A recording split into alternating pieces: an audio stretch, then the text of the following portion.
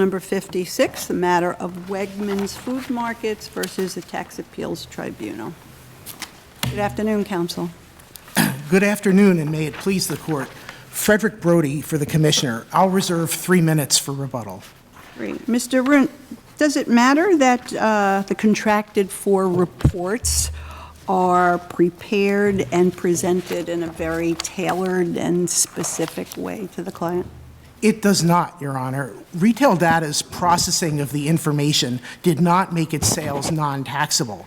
Collecting and processing information are, in fact, taxable services. 1105C1 taxes the furnishing of information. Furnishing includes the services of collecting, compiling, or analyzing information. And that's an inclusive definition, it's not exclusive. So the fact that Retail Data collected prices, checked them for accuracy, and compiled them into Wegmans format actually makes its services taxable. So, counsel, what's your test for meeting the exclusion? What would the test be? Well, information that's individual in nature relates... What does that mean? I mean, that's kind of the same way of saying the test, right? So the language of the statute. So how is a court, looking at any of those things, going to tell if this is personal or individual in nature? What's the test we apply? Well, I think stepping back for a moment, if the legislature had wanted to exclude supermarket pricing data from sales tax... No, but let's get away from the facts of this case. But I'm having a hard time understanding, as a court, what's the test I'm going to apply? I mean, I know there are examples given. We can point to this department doing this in this case and this department doing in that case, but I have a hard time figuring out what's your rule. Well, let's start where the parties agree. Information that's personal in nature relates to a particular person and his or her characteristics. The parties agree on that in their briefs. So we argue that information that's individual in nature relates to a particular thing or entity. It's the analog of personal information for non-persons. Which entity or which thing? So is it the person asking you for the information, or is it the person you're collecting information on, or the thing you're collecting information on? It's the subject matter of the information. Because remember, nature applies to information. So the information has to be personal or individual in nature. It shouldn't matter who buys the information. So is the distinction the collating of data or the creation of data? It's neither. It's the data itself. What is the subject matter of the data? So every factual point, every specific item is in the public realm, and that would mean every political polling data that's taken place, each individual would not be included under this. That would not be a personal or individual in nature if you were conducting a political poll. Is that well, right? Right, because those are aggregate statistics. And like, for instance, macroeconomic statistics, they don't focus on a particular person. And tax department regs illustrate this. The example for individual information is an automobile damage appraisal. Mm-hmm. You're talking about a particular car that suffers unique damage. And the commissioner's view of individual complies with the canons of statutory construction. You're supposed to construe words in a way that's similar to adjacent words. So it seems like in that example, and I know the example that's often given is the private investigator who looks at these candidates for insurance or whatever it may be. So is it that the person collecting the data has to add something to the equation? An assessment of damage, you're looking at what's anyone can see, but you're taking your own expertise and saying, okay, this damage is X amount, or you're looking at different factors and you're coming to a conclusion about the risk of this person for insurance purposes. Is it that type of a test? Well, certainly, when someone renders professional services like legal advice or risk analysis on a particular person or a particular business to acquire, that is focusing on the person that is the subject matter of the data. And sometimes when you're doing consulting, and the Westwood case... well, what if there are 3 potential targets to a merger? Does that then transform it to not individual? I think if you're dealing with each target separately What if you're and dealing not with aggregating single information. report? You're looking at a single report and saying, here's 5 different potential acquisition targets. We've evaluated, ranked them on a bunch of dimensions, and here's what we recommend.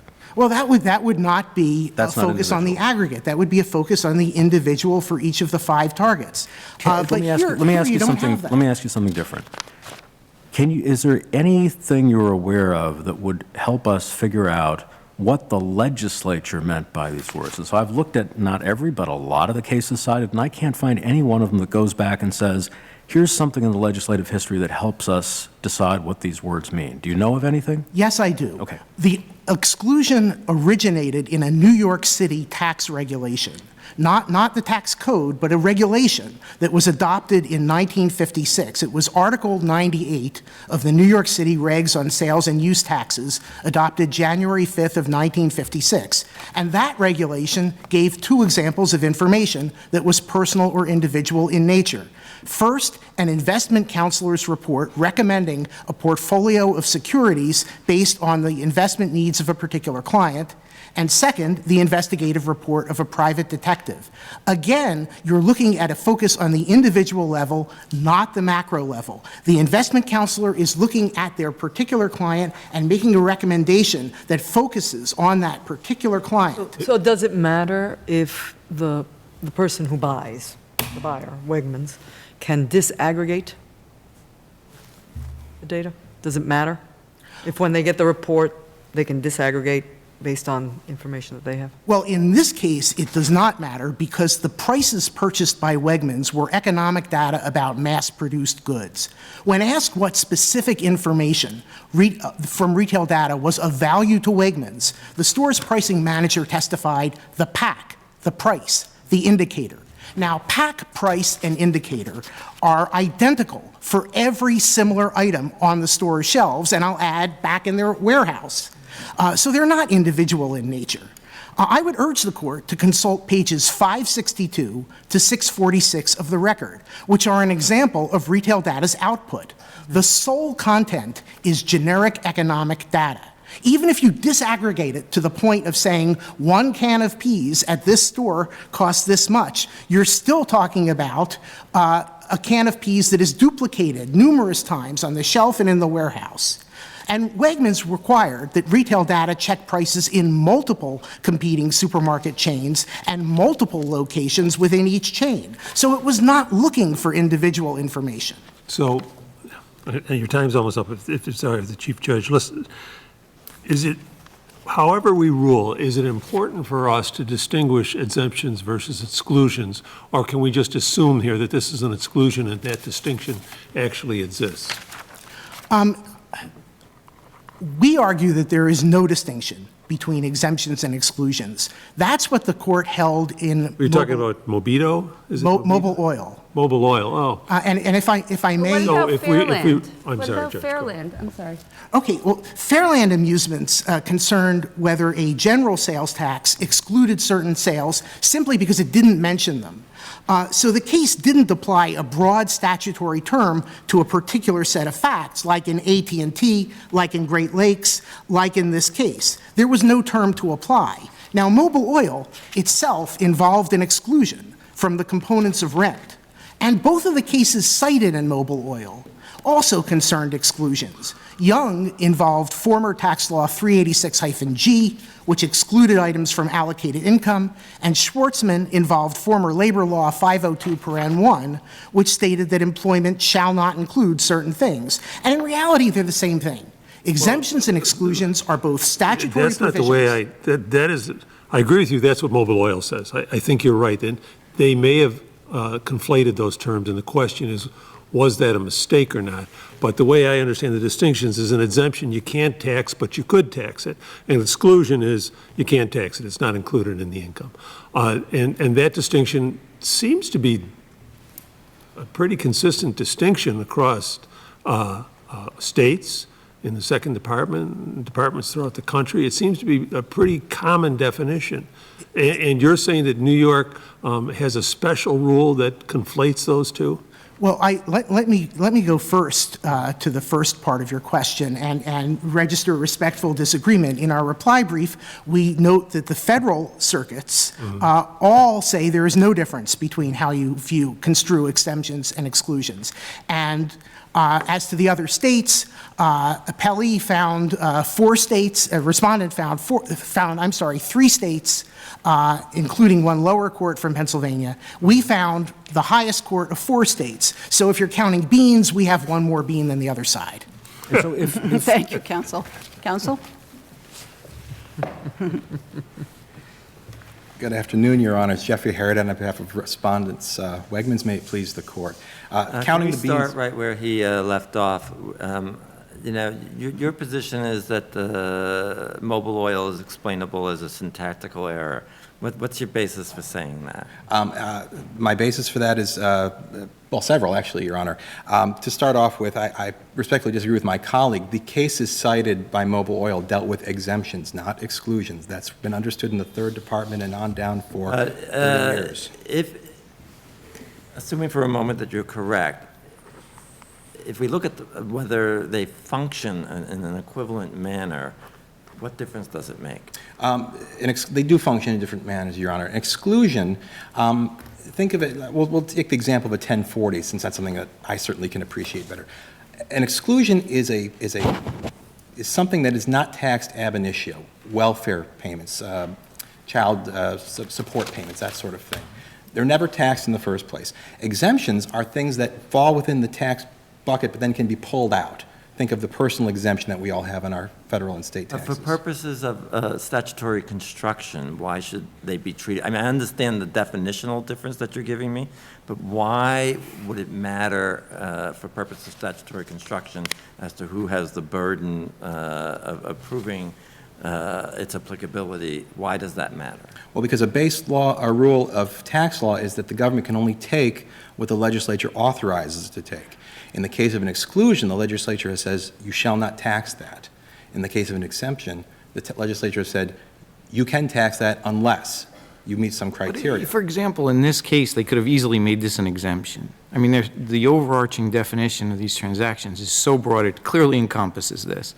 And then they exempted it or they excluded it. What's the difference? It's just the language of the statute. It has no meaning other than that. Well, I think, Your Honor, it does to the extent that there's an ambiguity that needs to be construed. If we're Right, but that gets to how do we construe it. But I'm talking about what is the basis for treating them differently. Because in this, particularly this statute, this could easily have been an exemption.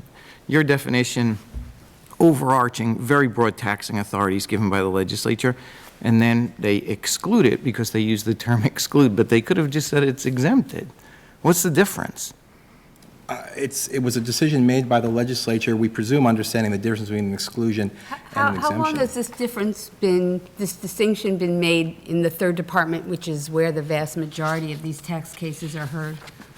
I don't want to say forever, Your Honor, because that's imprecise, but a very, very long time. But counsel, issue. it seems to me that what you are asking the court to do is to ignore its precedent and to recognize what is ostensibly an unworkable rule. Judge Garcia's already pointed out, you call it this, you call it that.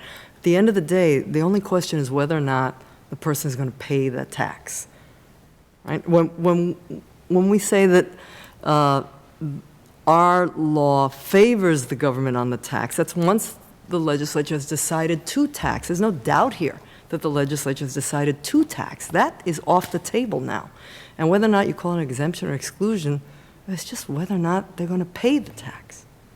Well, the distinction between exemptions and exclusions are well settled in New York and elsewhere. Yeah, but you're inviting the next litigation, which is going to be, yes, we know the legislature called it that, but it really functions differently. And the court has now drawn this distinction and given it, rarefied it, and given it real meaning. And now we're going to be about the business of courts saying, well, this is really an exemption or this is really an exclusion, regardless of what the legislature calls it. Well, Go ahead, sorry. I'm sorry, Your Honor. No, answer. Now, how do we answer avoid that? Judge Because that Rivera's strikes question. me as the problem that you're creating. Well, I don't think, respectfully, Wegmans is creating any problem. I mean, the fact of the matter is that when the legislature adopts an exclusion, whether in name or in substance, it's making a decision that that particular service or good, as the case may be, there's something about it that you're not going to tax it in the first case. Whereas when you're talking about an exemption, it's something that would be taxed in the ordinary course, but there may be special circumstances, which is what... Well, isn't it a policy choice? A legislature says they can tax all of my salary, but they make a policy choice. They say if you have a child, we give you an exemption, and we can't tax a certain portion of your child of your income because we do that. However, that's entirely different from an exclusion. An exclusion is income that I receive from somewhere that isn't taxable at all. Yes, Your Honor, that's the policy. And I don't want to lose the fact that we are talking about sales tax here. So an exclusion versus an exemption, the question becomes whether the service provider is going to charge that sales tax in the first place. Do we need to make that determination to decide the merits of this case? You know, Your Honor... Is that necessary for your argument? I don't think that you do. And the reason I say that is while the Third Department did recite the rule, the balance of the judgment below doesn't indicate that Wegmans took any great benefit from the interpretive preference that we're now arguing for. And in either case, Wegmans ultimately bears the burden of proving entitlement to the exception, correct? Absolutely, Your Honor. The taxpayer always bears the burden. The distinction comes into play when we're talking about interpretation. So, I thought the burden shifted between, you can correct me if I'm wrong, between exemptions and exclusions. The initial burden of proving entitlement to either always falls to the taxpayer, Your Honor. The burden differentiates depending on whether it's an exclusion or exemption when it comes to who gets the benefit of an ambiguity. In the case of an exclusion like this one, it's to be strictly construed in Wegmans' favor as the taxpayer, whereas if it was an exemption, it would fall to the government. So if it's an exclusion, you benefit by it. Yes, Your Honor. All right. So I want to go back to this idea of where this all comes from. Your adversary mentioned that it develops out of the New York City tax regs of 1956. And, you know, I have to confess I wasn't around in 1956, but I'm wondering if there are any decisions interpreting the New York City tax regulations that we should be looking at. Well, Your Honor, I wasn't around in 1956 either, so I'm with you on that one. But It was a good year. I'm sorry? I was there. It was a good year that year, right? It was a great year. I kind of walked into that one, didn't I? I'm sorry, Your Honor. We have looked high and low for any interpretive guidance, whether it be legislative history or judicial or administrative decisions, and I'm afraid we don't have that. We've had to really always go back to the legislative language to really make sense of this. And I take it then your answer to my earlier question, the answer you just gave probably answers my earlier question, which is, at least as far as all the judicial decisions that I've looked at, I can't see one that points to something that I would say is an investigation of the legislature's intent in drafting these words. No, Your Honor. We have documented in our brief some secondary sources, articles when they were contemporaneous with the adoption, but that's, you know, these But as far as judicial decisions go, no. No, Your Honor. No, Your Honor. So that's why we encourage the court to look to the statutory language and specifically the word furnish. I'd like the chance to answer Judge Garcia's question that he began with, you know, how do you determine what is individual? The statute directs us to the information service furnished to the taxpayer, not the raw data, but what is provided. And we've explained in our brief the multiple levels of how this entire service was from the get-go tailored to Wegmans' specific needs. It would only exist because of Wegmans' unique pricing strategy that was implemented. The data was collected only for Wegmans. It was put into a work component only for Wegmans. It was curated only for Wegmans. So you want us to focus on the deliverable, I think is the term you use. Yes, Your Honor. And I think you have to, because even in the Commissioner's own regulations. So what exactly in the statute directs you to that definition? The word furnishes. If the legislature wanted to exclude services that were created out of publicly available information, it certainly could have done so. I don't want to lose sight of the Commissioner's Regulation Number 4, which talks about a service that would collect newspaper articles. Public information, to be sure, and yet the Commissioner even concedes that could be personal or individual. The question is, what is being furnished? That is the question that must occupy the court. Yeah, but it also says the services of collecting, compiling, analyzing. That's all the background work that goes into it, right? Yes, Your Honor. So the question really is what, So doesn't the section presume that you're going to take raw data and do something with it? Not always, not always. not always. But it includes, that's why it's inclusive. Yes, so the question is whether what you do with it is, I see my time has expired. May I answer? Thank you. The question is, what are you doing? And are you doing something that is designed for a specific taxpayer, one shot and that's it?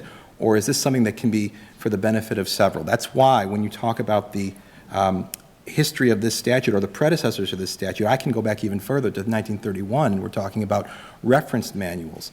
On the shelf, predetermined, pre-collated information on a take-it-or-leave-it basis. What was done here was the creation of something wholly new. So you're saying it's the output that's determinative, not the input? Yes, Your Honor. Thank you, counsel. Thank you. Counsel?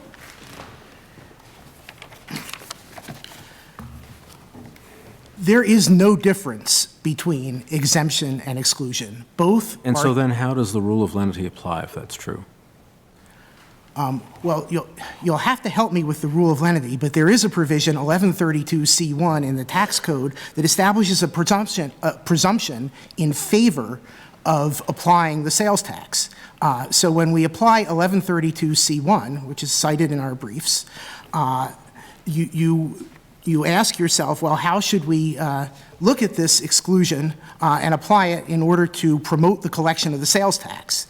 It's a revenue-raising measure. You read that as a presumption in favor of requiring the merchant to collect it, or actually a presumption in favor of its payment? It is in favor of construing the statute so as to promote the collection of the tax. Collection, though, meaning the physical act of collecting, because the sales tax has to be collected by somebody as opposed to who owes it. Well, I think in the context used in that provision, it means getting. Getting, okay. But the point I wanted to make is that both exemptions and exclusions are statutory provisions that narrow the tax base. You can't get around that. With respect to furnishing, the sales tax actually taxes furnishing. It taxes the furnishing of information. And it defines furnishing as including collecting, compiling, and analyzing the information. So if you say, well, Wegmans went out, Retail Data went out and specially collected data for Wegmans and specially compiled it into a database and specially sent it over to Wegmans in compliance with Wegmans instructions, well, that's taxable. And if you interpret what Wegmans did, the collecting, the compiling, the analyzing, as somehow bringing the exclusion into play, then you've defeated the application of the tax. You've made the statute self-defeating, and I would urge the court not to do that. With respect to the standard of review, when the commissioner, I want to... Please continue. I'll just finish this point. When the commissioner, we also cite another line of cases that say when the commissioner takes a broad statutory term, like personal or individual, and applies it to specific facts, the court need only decide whether the commissioner's decision is rational. That's AT&T, that's Great Lakes, that's Colt Industries. All of those are cited in our brief. I would urge reversal. Thank you, counsel.